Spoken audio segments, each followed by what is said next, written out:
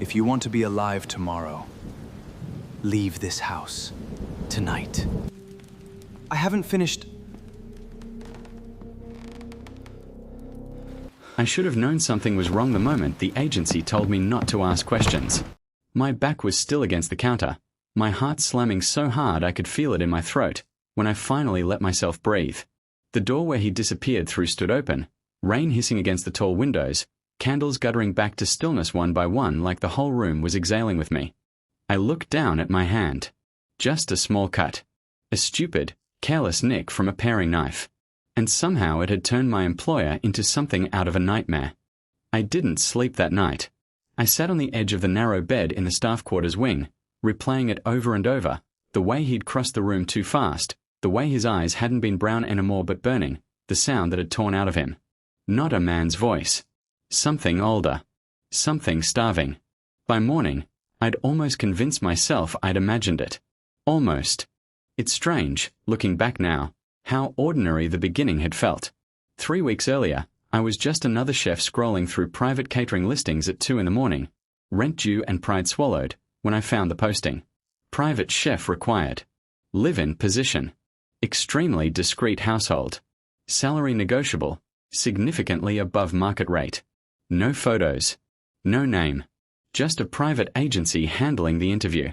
The agency woman who met me wore a blazer too expensive for the coffee shop we sat in, and she smiled at me like she already knew I'd say yes before I did. The household has particular requirements, she'd said, sliding a folder across the table. No cameras inside the residence. No social media posts referencing your employer, ever, under any circumstance. Meals are to be prepared to specific dietary instructions you'll receive directly. And you are not to enter the East Wing after sundown, under any circumstance. I'd laughed, actually laughed, thinking it was some eccentric billionaire theater. That's oddly specific. He's an oddly specific man, she said, and didn't smile back. I should have listened to that. Instead, I looked at the number on the contract and any hesitation I had evaporated. The mansion itself took my breath away the first time the car came up the long gravel drive. Grey stone against a grey sky, Gothic spires, and arched windows, gardens gone half wild with mist curling low across the grass like the whole estate was holding its breath. It looked less like a house and more like something out of an old European painting, beautiful and a little sad, like it had been waiting a long time for someone to fill it. Odile met me at the door. She was maybe in her 60s, silver hair pulled back neat and severe, dressed simply but with an unmistakable air of someone who ran the entire household in her sleep. She looked me over the way you'd size up a delivery that might be the wrong order. "You're younger than I expected," she said, which wasn't quite a compliment. "I get that a lot." She turned without further comment and led me inside, her heels clicking against stone floors that echoed too much for a house this size to feel truly lived in. "The kitchen is through here. You'll be given a list of preferences. Follow them precisely. Mr. Voss does not tolerate improvisation. Mr. Voss doesn't like surprises in his food, got it?" She stopped walking and looked back at me, something unreadable passing over her face. "Mr. Voss doesn't like surprises, full stop. Keep it that way, for your own sake." I thought she was just protective of her employer. Now I understand she was warning me. I didn't meet him properly until my 3rd day. I'd heard him, once, footsteps on the floor above at an hour so late it was nearly morning, unhurried in a way that made the back of my neck prickle. But I hadn't seen his face until he appeared in the kitchen doorway while I was plating dinner, silent as smoke, like he'd simply materialized there. He didn't look like what I'd built up in my head. Not old, not strange. If anything, he looked like he'd stepped out of an expensive editorial shoot, dark hair swept back, a black suit that fit like it had been sewn onto him, pale in a way that should have looked sickly and instead looked almost lit from within.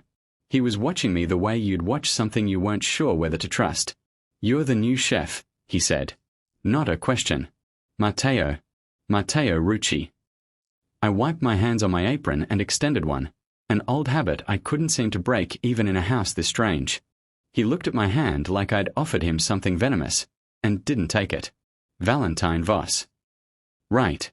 Sorry, I wasn't sure if you preferred dash. Mr. Voss is fine." His eyes moved from my face down to the pan on the stove, something flickering across his expression that I couldn't place. Curiosity, maybe. Or hunger, though not the kind I understood yet. You're cooking meat. It's a herb-crusted lamb. Odile said it was on your approved list. It is. He said nothing else, just stood there another moment, watching the steam rise, before he turned and left as silently as he'd come. That became our rhythm, those first weeks. He rarely spoke more than a handful of words to me at a time. He ate alone, always at the same hour, always in the same seat at the head of a dining table built for 20 people who never came. Odile would carry the tray in and I'd catch glimpses of him through the doorway sometimes, utterly still, staring at nothing, like a man waiting for something that was never going to arrive. I told myself it wasn't my business. Rich men were allowed to be strange. But some nights, plating his food alone in that enormous, echoing kitchen, I found myself talking anyway, narrating what I was making, why I chose it, some story about the ingredients, even though I knew he couldn't hear me from 2 rooms away. It felt less lonely, somehow, pretending someone was listening. I didn't know yet that he could hear every word. I didn't know a lot of things yet. Not about the diet Odile monitored so carefully. Not about the freezer drawer in the East Wing pantry I was told never, ever to open. Not about why he flinched, once, when I mentioned offhand that I'd nicked my finger chopping shallots. I just knew that the mansion was beautiful and cold, and that somewhere inside it, a man was quietly starving himself of something I didn't understand yet, and that tonight, when my carelessness finally caught up with me, I was going to find out exactly what. I stayed. Obviously I stayed. Where else was I going to go at midnight with no car and a signed contract worth more than I'd made in the last 2 years combined? But something had shifted in me that first week, quiet and stubborn, a decision I didn't fully admit to myself yet. I wasn't just going to survive this job. I was going to figure him out. Odile found me in the kitchen the next morning before sunrise, already scrubbing down a chopping board I hadn't dirted yet, my hands needing something to do. "You're still here," she said, like she'd half expected otherwise. Where would I go? It's the middle of nowhere. She almost smiled. Almost. Most don't last the first month. The ones before you. She set a folded list on the counter, his weekly approved ingredients, same as always, and turned to leave, then paused in the doorway. "He didn't hurt you." It wasn't a question, but I answered anyway. "No. He wouldn't have. Not really." She said it like she was trying to convince herself as much as me, and left before I could ask what not really meant.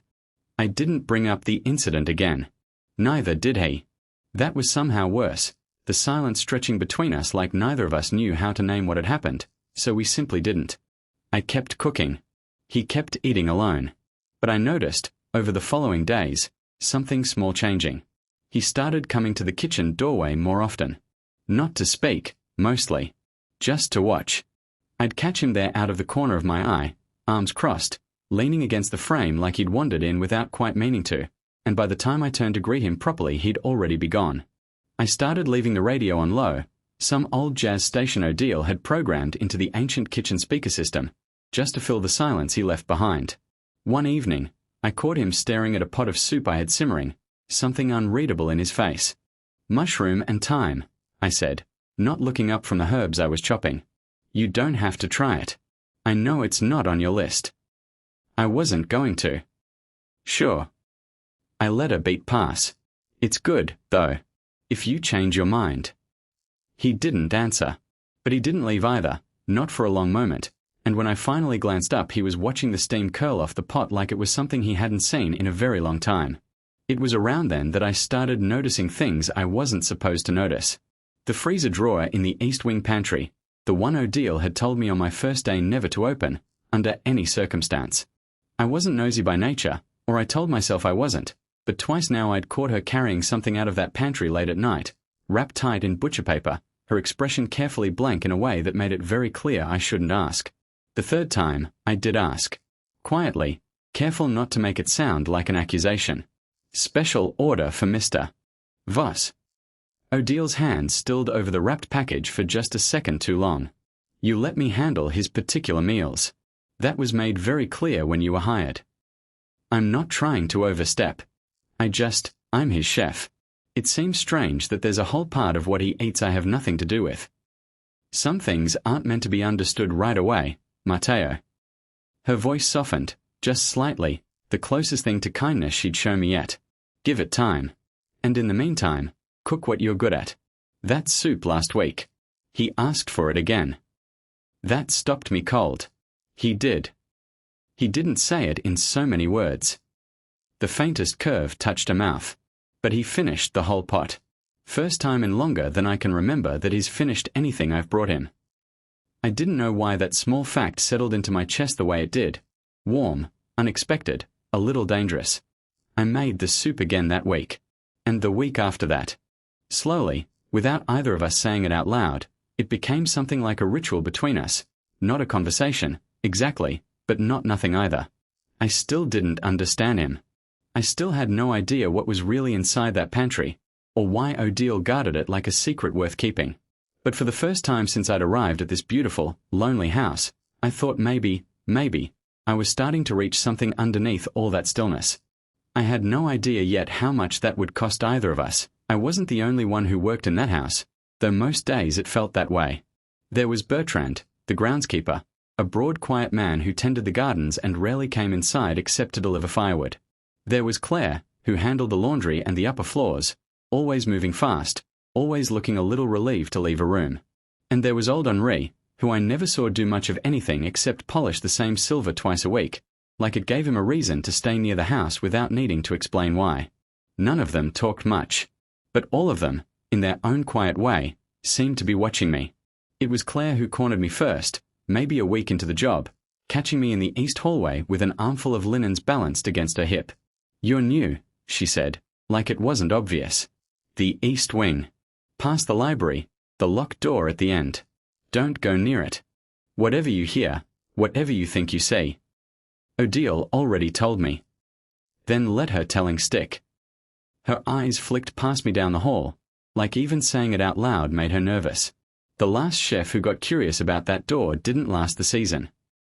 Henri said something similar, weeks later, catching me alone while I was scrubbing pans long after the kitchen should have gone quiet. He didn't even look up from his silver. "Whatever you're cooking for him, chef, keep it exactly as it's written. Don't get clever. Don't get curious. The ones who tried changing things, adding things, thinking they knew better he shook his head slowly. They didn't stay long either.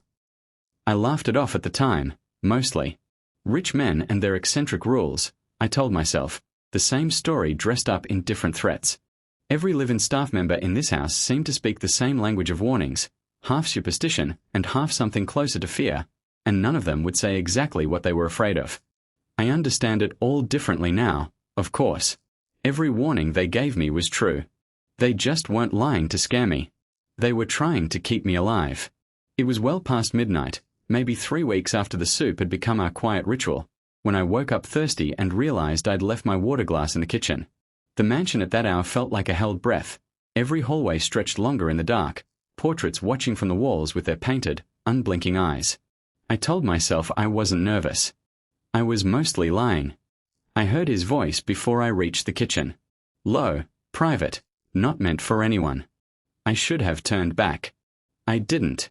The door to the East Wing pantry stood open, actually open, for the first time since I'd arrived, and Valentine was inside it, alone, a glass in his hand, dark liquid catching the single dim light overhead. He wasn't drinking it.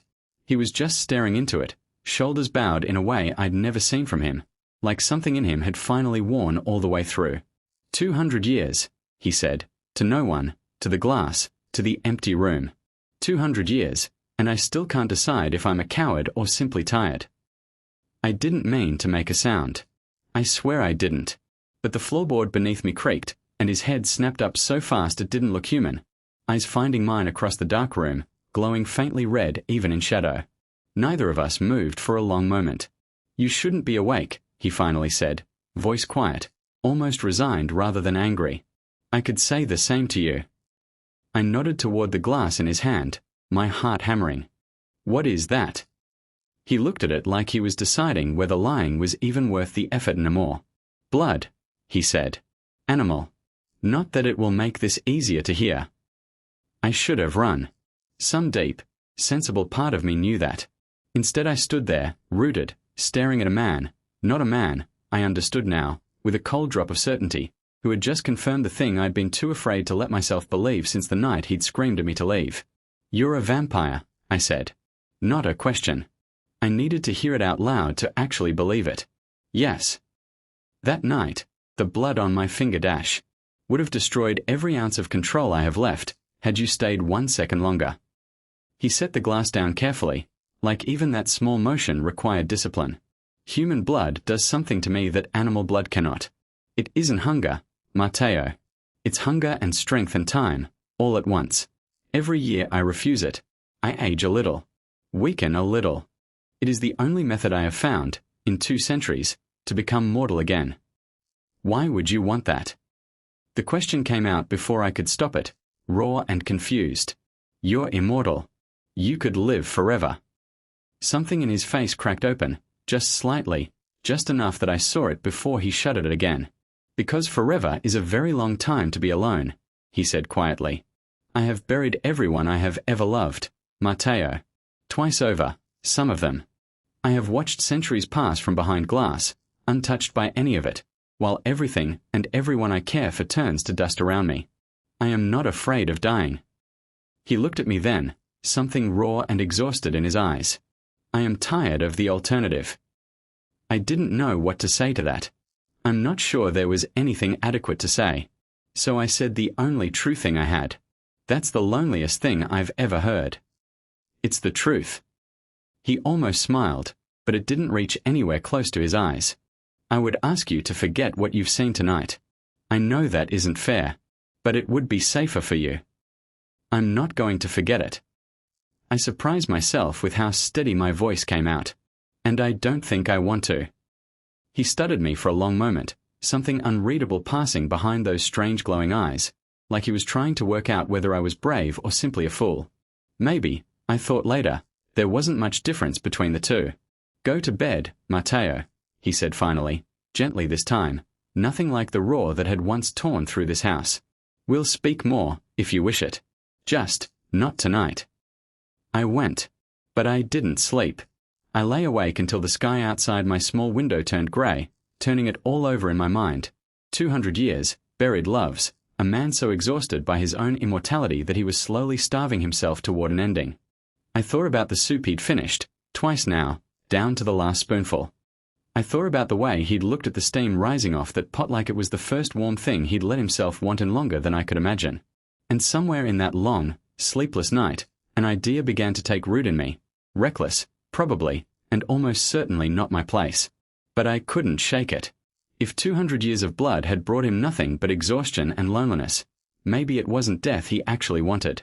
Maybe nobody had ever simply given him a reason to stay. I made the decision on a Tuesday, which felt like an oddly ordinary day to decide to defy a 200-year-old vampire. It wasn't dramatic, the way I'd built it up in my head all week. I simply stopped going to the East Wing pantry.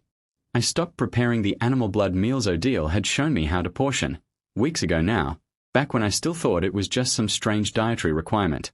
Instead, I started cooking the way I always had, vegetables roasted until their edges caramelized, soups thick with mushrooms and herbs, fresh bread I let rise slow overnight so the whole kitchen smelled like something alive. Odile noticed before he did. "Where is tonight's preparation?" she asked, standing in the pantry doorway with her arms crossed, watching me plate a dish of roasted root vegetables and herb lentils instead. "This is tonight's preparation." Matteo. My name in her mouth carried a warning I chose to ignore. You were told, very specifically, not to improvise. I heard you. I heard Claire. I heard Henri, more times than I can count. I didn't look up from the plate, focusing on getting the presentation exactly right, like it mattered more than it did. I'm doing it anyway. She was quiet for a long moment. When I finally glanced at her, I expected fury. Instead, I found something more complicated. Worry, maybe, tangled up with something that looked almost like hope, quickly buried. You have no idea what you're risking. Maybe not, but I know what happens if nothing changes. I set the plate down, steadier than I felt. He's dying slowly either way, Odile.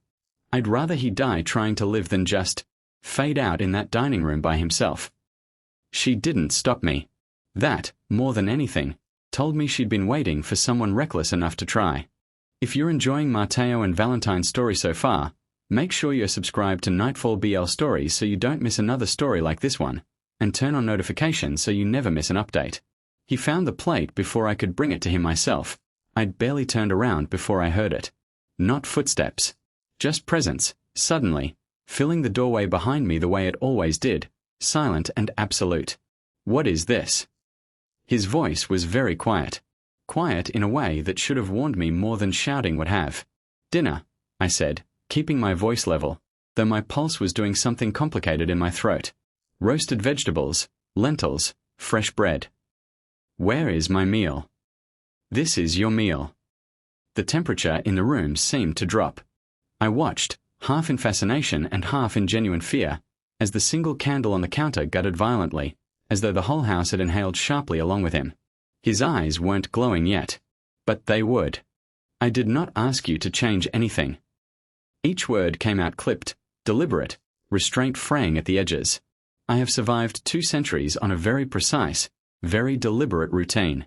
You do not have the right to dash. To what? Care whether you actually die the way you want to, or just quietly starve into something worse. The words came out faster than I meant them to. Fear and stubbornness tangled together until I couldn't tell which was driving me anymore. Because that's what's happening, isn't it? You're not choosing death. You're choosing to fade into nothing, alone, in a house nobody visits, and calling it a plan. Something shifted behind his eyes. Not calm anymore. Whatever control he'd been holding on to snapped, all at once, and the room reacted with him. Every candle in the kitchen flared, then blew out simultaneously, plunging us into near darkness except for the last stubborn flame between us. The heavy oak door behind him slammed shut on its own, the sound cracking through the room like a gunshot. Somewhere upstairs, I heard glass rattle in its frame. He crossed the space between us in an instant, too fast, the way he had that first terrible night, and this time I didn't have the counter to catch me. He simply stopped, inches away, close enough that I could see his eyes had gone fully red now, burning, his composure gone entirely. You understand nothing. His voice had dropped into something rawer, something that didn't sound entirely human anymore. You have known me for weeks. I have carried this for 200 years. Do not presume to tell me how I should choose to end it. I was shaking. I won't pretend I wasn't. Every instinct I had was screaming at me to apologize, to take it back, to go make the blood meal like I'd been told from the very first day. But underneath the fear, something steadier held its ground. Then tell me I'm wrong, I said, quiet now, meeting his burning eyes even though everything in me wanted to look away. Tell me you actually want to die. Not that you're tired. Not that you're lonely. That you actually, truly want it to end. Silence. The kind that stretches so long it becomes its own kind of answer. Because I don't think you do, I pushed on, voice cracking slightly despite myself. I think you're just tired of living like this. And those aren't the same thing, Valentine. It was the first time I'd used his name instead of Mr. Voss, and I watched it land on him like something physical, some old wall cracking somewhere behind his eyes. The fury didn't vanish. I could still feel it radiating off him, barely leashed, but something else moved underneath it, something that looked almost like grief. He didn't say anything else. He turned and left the kitchen without another word, and this time it wasn't a command chasing me out. It was him, retreating from something he didn't know how to face. I stood alone in the dark kitchen for a long time afterward, my hand still trembling, the plate of vegetables going cold on the counter between us like evidence of a fight neither of us had actually won. Odile found me there 20 minutes later. She didn't say anything about the plate, or the slammed door, or the candles I'd need to relight before morning. She just set a hand briefly on my shoulder, the closest thing to comfort she'd offered since I'd arrived. That's the first time, she said quietly, that anyone in this house has told him the truth in a very long time. I didn't sleep well that night, replaying his face in the dark, the fury, and underneath it, something that looked terrifyingly close to being seen for the first time in 200 years. I didn't know yet if I'd made things better or made everything so much worse. He didn't speak to me for 3 days after that night. I told myself it didn't matter. I kept cooking, the vegetables, the soups, the bread rising slow overnight, and I left every meal on a tray outside his study door instead of trying to catch him in the kitchen doorway anymore. Each morning, the tray came back empty. Not a word. Not a note. Just clean plates, which I told myself was answer enough, even if it wasn't the one I actually wanted. Odile watched this ritual unfold without comment, though I caught her once, on the second day, studying his empty plate with something like quiet astonishment. "He hasn't finished a full plate in longer than I've worked here," she said, almost to herself. "Not even close." That mean anything? She didn't answer directly, which by now I understood was its own kind of answer. It was the fourth night when I finally saw him again, and the change stopped me cold in the hallway. He was standing near one of the tall library windows, moonlight falling across him, and for a moment I thought I was imagining it, a single thread of grey, barely visible, woven through the black at his temple. I'd spent weeks memorizing every detail of his face without meaning to, and I knew, with absolute certainty, that it hadn't been there before. "You're staring," he said, without turning around. "Your hair." The words came out before I could stop them. "There's dash." "I know." He finally turned, and up close I could see it more clearly, not just the grey, but something softer in his skin, a faint warmth that hadn't been there in the moonlit pallor I'd grown used to. "It seems your reckless little rebellion is working." I didn't know whether to feel triumphant or terrified. Looking at him now, I understood it was probably both. Is that a bad thing? He was quiet for a long moment, gaze drifting to the window, to the dark gardens beyond it.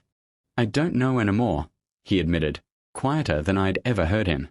"I've spent 200 years certain of exactly what I wanted. Now I find myself uncertain. It's a very unfamiliar feeling. Uncertain about the dying part, or uncertain about something else." His eyes found mine again, something unguarded in them I hadn't seen before, not the composed distance, not the terrifying fury, but something quieter and far more dangerous to both of us. Both, I think. That was the night everything between us started shifting in earnest. It happened slowly, the way real change usually does. Nothing as dramatic as the confrontation in the kitchen, just small accumulating differences I catalogued without meaning to. He started coming to the kitchen again, not just to watch from the doorway but to sit, actually sit, at the small worn table in the corner while I cooked, saying little but staying anyway. One evening I caught him watching the steam rise off a pot of tomato soup with an expression so open it startled me. "You can taste it, if you want," I said, careful to keep my voice light, unthreatening. "It won't kill you." "Probably." He huffed something that was almost a laugh, the first I'd ever heard from him, and to my genuine shock, reached for the spoon I offered. He was quiet for a long moment after, working through something on his face I couldn't quite read. "It tastes like something," he finally said, sounding almost bewildered by the fact. I'd forgotten that food could taste like anything at all. Blood has no flavor to me anymore. Only necessity. And the soup. Warm. He said it like the word itself surprised him. Alive, somehow. I don't have better words for it. I didn't tell him that watching him taste something for the first time and who knew how long had done something complicated to my chest, warm and aching all at once. Some things felt too fragile to say out loud yet. The changes kept coming, week by week, small and undeniable. He slept now, actual sleep, Odile told me, deep and dreamless, something his body hadn't required in 2 centuries. His movements lost that unnerving, unnatural stillness, replaced by something closer to normal human restlessness. He fidgeted sometimes, now, drummed his fingers against the table, small human tics that felt like miracles given what he'd been. His strength was fading too, though neither of us spoke of it directly. I noticed it in small ways. A heavy tray he once would have lifted without thought, now requiring visible effort. His speed, that terrifying inhuman quickness, slowing until he simply moved like anyone else. And his eyes. The red I'd grown so used to, that faint dangerous glow, began to dim, some nights barely visible at all, just deep brown catching candlelight the way any ordinary man's eyes might. He was becoming human. Really, truly becoming human, right in front of me, and some nights I lay awake wondering if I'd done something wonderful or something terrible, giving a 200-year-old vampire exactly what he'd once claimed to want. I didn't say it out loud. Not yet. But that evening, when Valentine lingered in the kitchen doorway longer than necessary, his fading red eyes following me as I moved from the stove to the sink, I understood something that frightened me more than the vampire ever had. He wasn't the only one afraid of what tomorrow might take from him. And neither of us said a word. The night after the library window, I almost told him. We were in the kitchen, late, well past when either of us had any real reason to still be awake. He'd taken to sitting at the small worn table in the corner while I finished the last of the evening's cleanup, some habit that had crept in so gradually I couldn't have named the exact night it started. I was scrubbing a pot that didn't need scrubbing anymore, mostly because my hands needed something to do besides reach for him.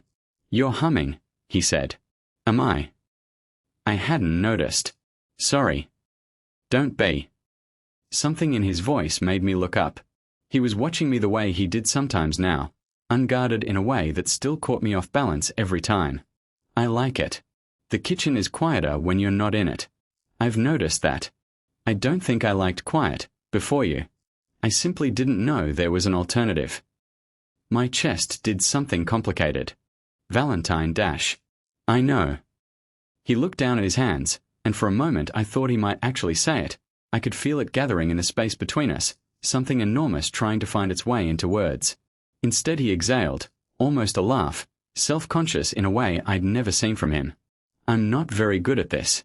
200 years, and I've never once had to learn how to say something like this out loud." "You don't have to say anything."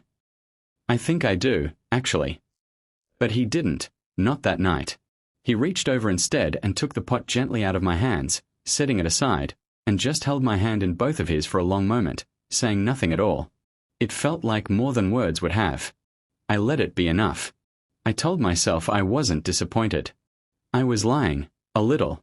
But I understood, watching him, that some things couldn't be rushed even by two people who'd already waited far too long, that he'd spent 2 centuries guarding himself so carefully that tearing down the last wall was going to take more than one evening, however much either of us wanted it to. So I waited. And 3 weeks later, plating a dish I'd made 100 times before, I looked up and found him watching me with an expression so unguarded it stopped my hands completely. "What?" I asked. "Nothing." He didn't look away. I was only thinking that I don't remember the last time I looked forward to a day before it happened. And now I find myself looking forward to all of them. Because of you. This time, he didn't stop himself. I know what I said that first night. His voice was quieter now, almost unsteady, which from him felt like watching stone learn to bend. That I wasn't afraid of dying. That I was only tired of the alternative. I still believe that was true, once. He stepped closer, close enough that I could see the grey threading further through the black now, close enough to see his eyes weren't glowing at all tonight, just deep ordinary brown, warm in the kitchen light. "But I don't want to die anymore, Matteo. I haven't wanted that in longer than I've let myself admit. I want this. Whatever this is. I want mornings, and your terrible jazz radio, and arguing with you about vegetables I don't need to survive but eat anyway because you made them." "That's not much of a confession," I said, though my voice was shaking. "Then let me be clearer." He reached up, brushing a thumb along my jaw the way he had that very first terrible night, except now his hand didn't smell like danger. It just felt like warmth. "I love you. I have for longer than I allowed myself to understand. And I am terrified, for the first time in 200 years, of losing something." I kissed him before I could think better of it, before fear or sense could catch up to me, and he made a sound against my mouth like something in him had finally let go. If Matteo and Valentine's story has you feeling something, this is your sign to subscribe to Nightfall BL Stories. We've got more love stories like this one waiting, and you don't want to miss what's coming next. The weeks that followed were, without exaggeration, the happiest I could remember being in a very long time. Nothing dramatic marked them. That was the strange gift of it, after everything we'd survived to get here. We settled into something that felt almost absurdly ordinary. He started joining me for breakfast, learning to make coffee badly enough that I eventually banned him from the machine entirely. He read in the kitchen some mornings while I worked, glancing up every so often just to watch me, unashamed about it now in a way that still made my ears go warm.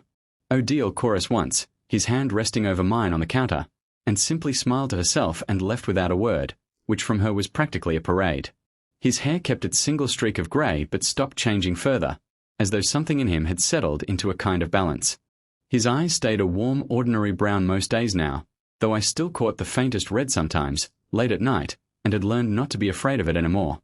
He slept beside me most nights, deep and dreamless, and woke some mornings looking almost bewildered by how ordinary it all felt, like a man still getting used to a miracle. "I keep waiting for it to feel strange," he told me once, low against my shoulder in the grey early light. "Wanting a life this small. I spent 2 centuries believing only enormous things mattered. Power, immortality, grand tragic gestures." He huffed something like a laugh. And instead I find myself moved nearly to tears over you teaching me to fold an armlet properly. Was it that bad? Catastrophic, he said solemnly, and I laughed until he kissed the sound right out of my mouth. I let myself believe, during those weeks, that the hardest part was behind us. I should have known better. Nothing about this house, about him, had ever been quite that simple. It happened without warning, the way these things always seem to. I woke to the sound of him gasping in the dark, not the elegant stillness he used to have, but ragged, human, terrified sound. And by the time I reached his side of the bed he was already on the floor beside it, hand pressed hard against his own chest, his whole body trembling. Valentine. I dropped beside him, hand shaking as I tried to find some way to help, some way to understand what was happening. His skin had gone strange, flickering between that old cold pallor and something warmer, like his body couldn't decide what it was anymore. Talk to me, please. Tell me what's happening. I don't know, he ground out, teeth clenched, eyes squeezed shut. Something is Matteo, something is changing. I thought I was losing him. I want to be honest about that, even now, in that moment, kneeling on the cold floor with his body seizing in my arms, I was certain, absolutely certain, that I'd finally lost the gamble I never should have made in the first place, that 200 years of careful survival was about to end in this room, tonight, because of something I'd started. Stay with me, I begged, voice cracking apart. Please, please stay. And then, beneath my hand pressed flat against his chest, I felt it. A heartbeat. Not the stillness I'd grown used to, not the careful absence of anything at all beneath his ribs. An actual heartbeat, strong and startling, thudding once, then again, then settling into a steady human rhythm beneath my palm. His eyes opened. They weren't red. They were just brown, deep, warm, entirely human brown, blinking up at me in the dark like he was seeing the world for the very first time. Valentine. I whispered, hardly daring to hope. He lifted a trembling hand to his own chest, feeling it for himself. Thump. Another. He went very still, and then, slowly, the most extraordinary look broke across his face. He laughed. Not the small, startled huff from weeks ago. A real laugh, disbelieving and bright and entirely unguarded. The laugh of a man who'd forgotten such a sound lived inside him at all. I'm alive, he said, and then laughed again, like the words themselves were funny, impossible, wonderful. My eyes filled before I could stop them. You're human. He looked at me then, something luminous in his face that had nothing to do with any supernatural glow. No. I waited, heart still hammering. He smiled, really smiled, the kind I'd only seen flashes of before, and reached up to wipe a tear from my cheek with a thumb that felt warm now, alive, entirely present. I'm free. Months later, I caught him in the kitchen again, which by now had become such a regular occurrence I barely startled anymore. That's my tart, I said, not even looking up from the bread I was kneading. The one that's supposed to be cooling for tonight. It smelled ready. Valentine, entirely unrepentant, licked a smear of custard off his thumb. His hair had settled into that permanent silvered streak at the temple, something he swore he liked, a quiet mark of everything he'd survived. His eyes, brown and warm and entirely his own now, crinkled with the particular mischief he'd developed a real talent for. You're 200 years old, Valentine. Act your age. I've decided to start over at 28, he said, like this settled the matter entirely. That's not how age works. It does now. He stole another bite before I could swat his hand away, grinning at me with an ease that still, some mornings, took my breath entirely out of me. I've earned the right to reinvent a few rules, I think, given the circumstances. I laughed despite myself, flour still on my hands, and he caught my face between his palms, warm palms now, always warm, and kissed me until the argument dissolved into something far softer. Outside, sunlight fell through the tall kitchen windows, the same sunlight he could finally stand in without fear. Gardens Bertrand kept blooming wild and green in a way they never had before. Odile had taken to humming while she worked.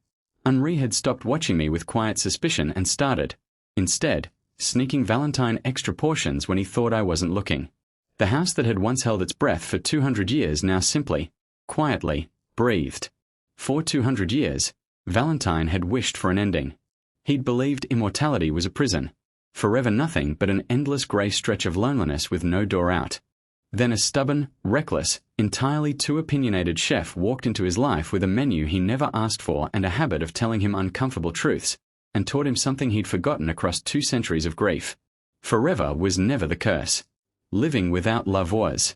And for the first time in 200 years, Valentine Voss wasn't waiting for tomorrow to end. He was looking forward to it. This has been the final part of I Was Hired as a Private Chef for a Vampire Who Wanted to Die. If you loved Matteo and Valentine's story, subscribe to Nightfall BL Stories for more love stories like this one. New tales are always waiting. The end.